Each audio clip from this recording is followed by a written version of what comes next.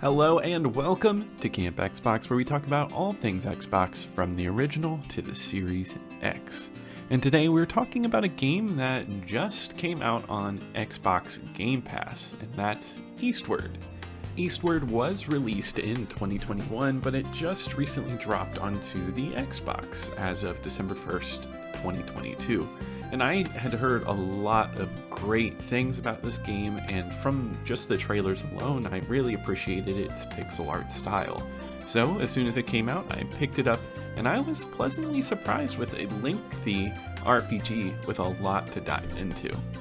Eastward is a top-down action RPG with pixel graphics. It's very similar in vein to classic RPGs like The Legend of Zelda, but it has a heavier focus on story and characters over combat here.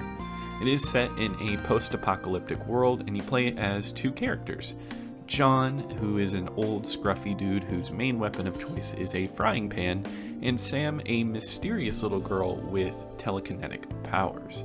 And what starts as a simple story evolves into a trailblazing adventure across a destroyed world. This game feels absolutely huge in scope, and it's something I wasn't quite expecting going in. And this world is amazing. It's gorgeous to look at. The sprite work here is beautiful.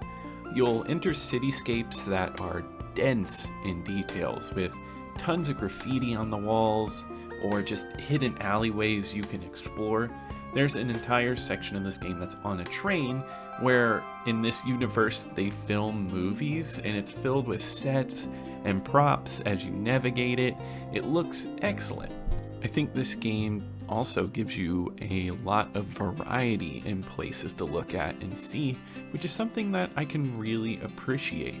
It's a game that I feel like could have easily had a whole world that all looked the same, all destroyed, but here we get a nice look at different environments. Personally, I feel like the graphics are the major highlight of Eastward.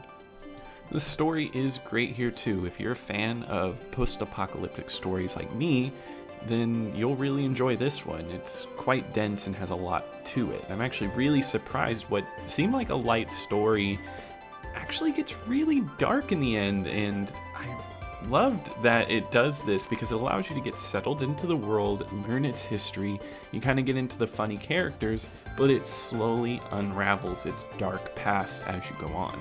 This game is lengthy, so there is a lot to learn about along the way.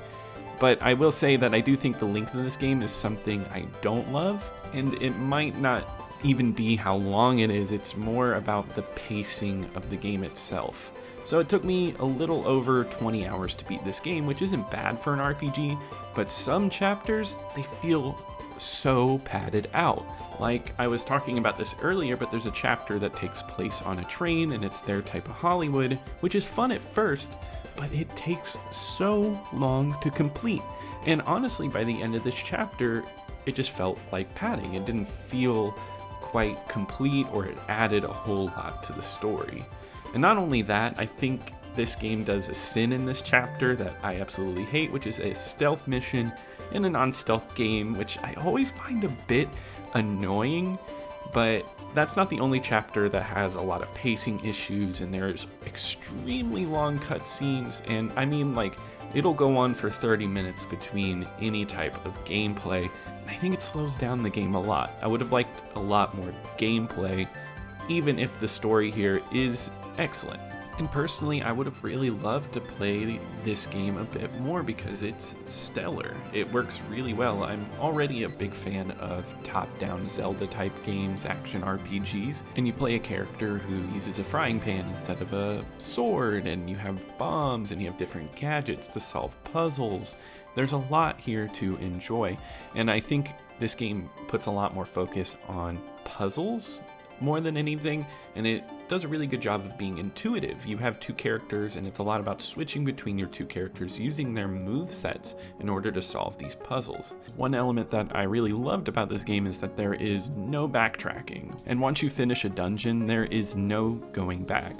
So what I think this game tries to do, instead of dungeons being a giant puzzle, it more focuses on each room being its own puzzle. which is an element that I really love because there's something so tiring about backtracking at a certain point, and where this game gets rid of that totally, it makes it so each dungeon, each place is a brand new experience. Gets rid of that tedium. Combat in these dungeons also feel great with a nice variety of enemies for you to attack. Movement and attacks all feel extremely fluid, and there's not a crazy variety of different equipment, so it really lets you practice and hone your skills within combat. And I know looking at gameplay footage for this, it might look like an easy game, but no, it's surprisingly challenging with some really hard enemies coming at you. I died a lot in this game, but it was never so difficult that I got stuck in one place over and over again. Another beautiful element of this game is the music. You hear a lot of reoccurring themes throughout this game, and what starts out as really light chiptune type music, as we move further into the game, it gets extremely dark, and I think it covers a whole spectrum of genres, and I highly recommend just checking out the soundtrack itself. So yeah, overall I think this game is an excellent addition to Game Pass this year.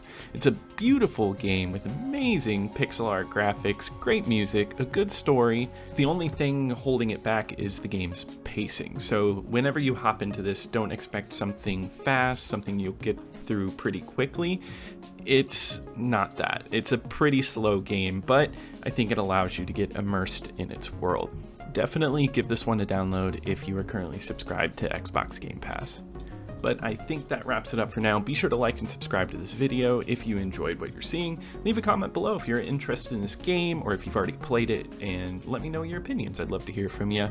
But I'll see you here next time at Camp Xbox.